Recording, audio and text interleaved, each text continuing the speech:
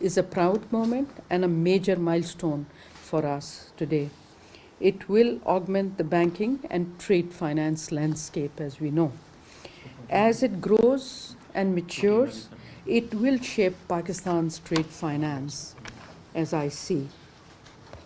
It will promote it principally through a proper institutional framework backed by effective policies and regulatory framework. It will, of course, need to be accompanied by streamlining export policy frameworks further, because together both will be able to contribute to balance of payments sustainability that in the past has been hurt by low levels of export earnings. Let me make few points. First, EXIM, if effectively managed, along with right policy and regulatory framework, has the potential, one, to enhance Pakistani exporters' competitiveness in international markets by offering lending, credit insurance, and guarantee services. Two, create a level playing field for Pakistan's exports vis-a-vis competitors who already rely on their national ECAs or EXIMs. It would facilitate access to wider global markets, enabling our exporters to diversify their product portfolios and explore new avenues. It will bring export insurance products for the first time into Pakistan. EXIM would protect exporters against risk of credit default of their foreign receivables.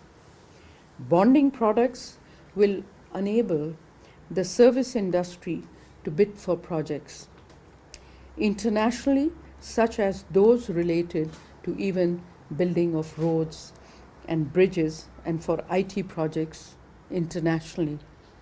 As it grows and has more partnership, it will leverage more export. Let me make a second major point. It is imperative that EXIM steers its operation, keeping in consideration need to balance export growth, risk diversification, and mitigation needs of export industry, while managing the commercialization and financial viability of EXIM, which is key to the sustainability of this very new organization. In addition, the export credit insurance products are designed for commercial banks to protect these banks against the risk of credit default, by ensuring that the export receivables that banks finance are appropriately and on a timely basis available.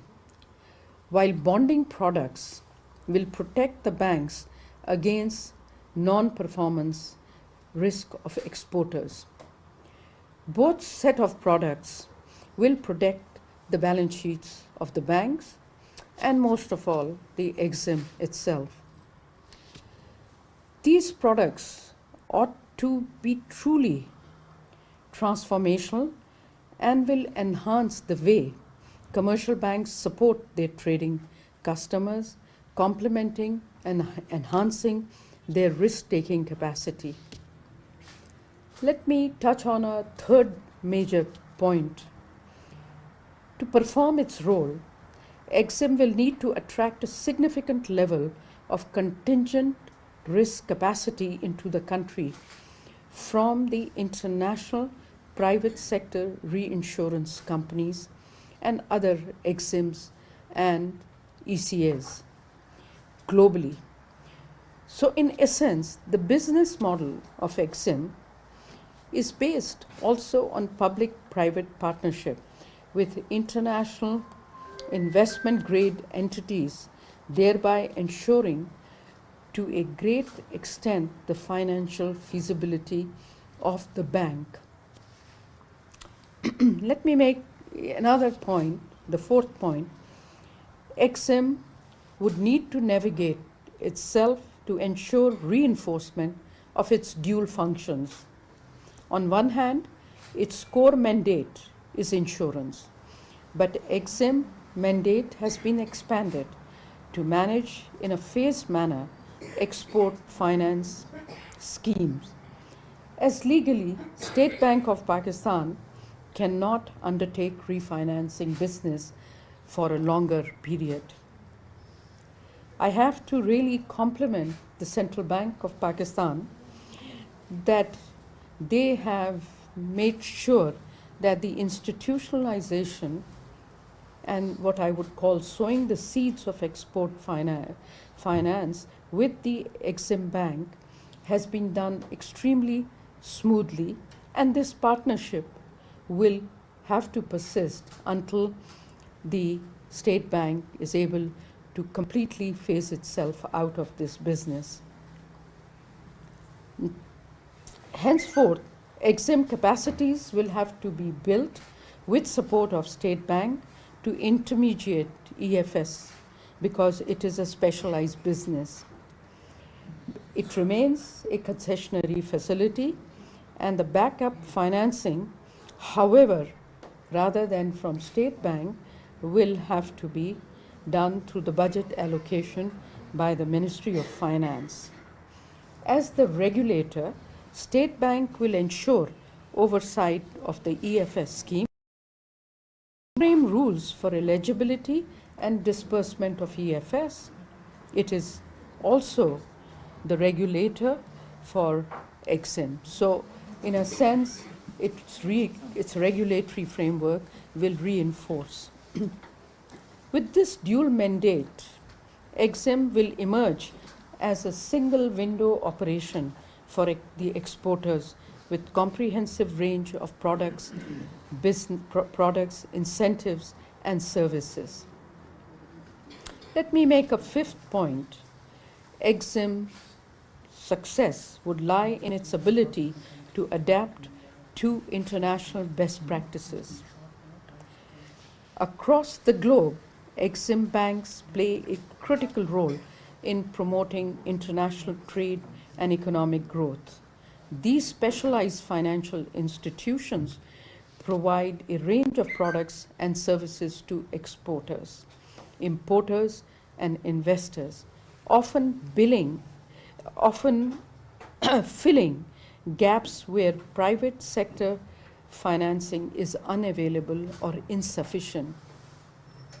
EXIM are focused on delivering impact by providing specialized and innovative trade finance funding and risk mitigation options.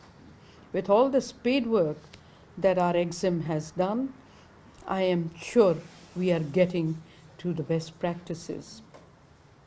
Last year, about $2.5 trillion of trade finance was dispersed by EXIMs across the globe, helping to drive exports of more than 60 countries.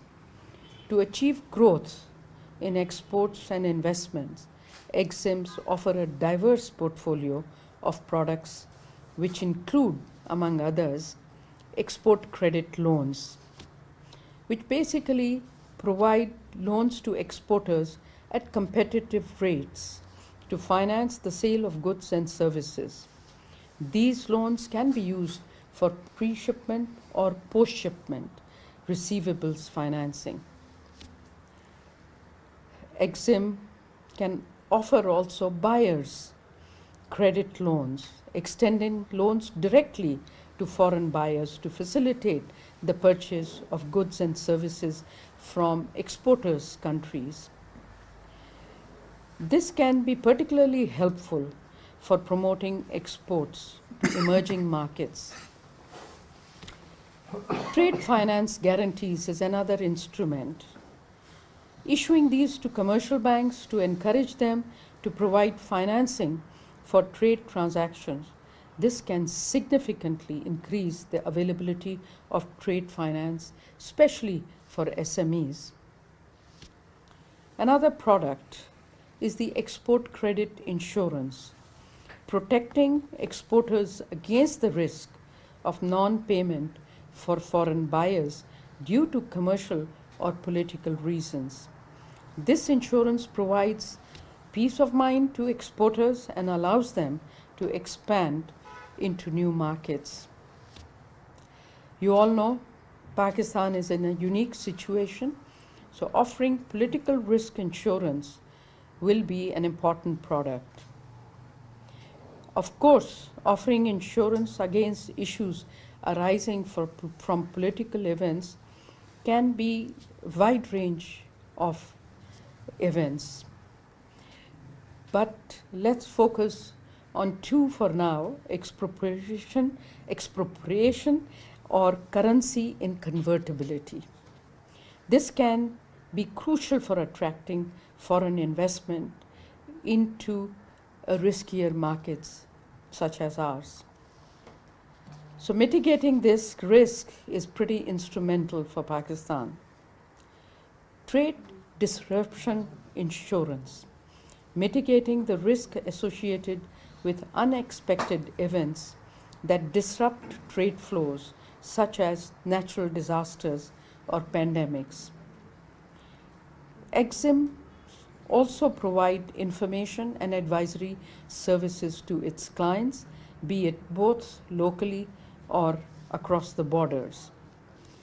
Increasing EXIMs are playing a critical role in facilitating FDIs by providing financing and guarantees to support foreign companies investing in the EXIM bank's home country. Similarly, EXIMs also provide financing for large-scale infrastructure projects that involve cross-border investments. Let me take a minute to share the experience of Vietnam. Everybody has talked about how Vietnam has really taken export to be its main success story. Vietnam EXIM push has helped its exports grow to 338 billion in 2022 from 124 billion in 2012. Some of the key initiatives of this EXIM were to facilitate export of Vietnamese built ships to international buyers and supporting the growth of country's shipbuilding industry. It has supported VinFast automobile manufacturers to export to South Asian markets. It has supported FPT, a leading IT company, expand its international operations and export its software services to clients worldwide. It supported FDI inflows into Vietnam. It has supported power plants, wind farms, and other infrastructure businesses. So let me conclude. Pakistan's balance of payment sustainability depends on innovation and diversity in the structure of economy, most of all, penetrating into exports. That is the only way for sustainable growth of Pakistan. To bring this fundamental shift, there is need to remove anti-export bias, while industry has to anchor itself on competitive principles, transitions from low technology to high technology, and we have to diversify our excessive dependence on textile alone, although we are very proud of textile. It's contributing about 5% of the world trade. Similarly, more than 50% of our exports rely only on 4 markets: USA, EU, China, and Afghanistan. This particular institution will hopefully make a difference in diversifying the markets. To facilitate exports to new markets and encourage the export of new products, I am really proud to be associated today with the operationalization of EXIM. The access to credit guarantees and insurance products for exporters will help to encourage them to target new markets for exports. It is critical we move from industrial and export subsidies. As if they were good, our industry and export growth would have been at a different level. So let's put our heart and faith in these new institutions that are being created by Government of Pakistan. I can assure you from my international experience that subsidies impede innovation, product diversification, competitiveness, and hence the quality of our business. EXIM is a unique PPP model, so if effectively structured, supported by best practice risk mitigation products, it will protect the balance sheet of exporters, banks, while encouraging reasonable risk-taking capacity increment to support exports in competitive markets. The government and business houses have put an immense responsibility on EXIM. This requires EXIM to be run by professional and competent board. Both MOF and state banks' vigilance is critical, as former has not only a supportive role but an instrumental role to represent the state, and later serves as a regulator of both EXIM and commercial banks. So I think our model is a pretty good one, and I count on industry to ensure compliance with the rules and regulatory frameworks of EXIM and that of the central bank. I count on EXIM to be prudent in business management and focus on diversification that not only hedges against market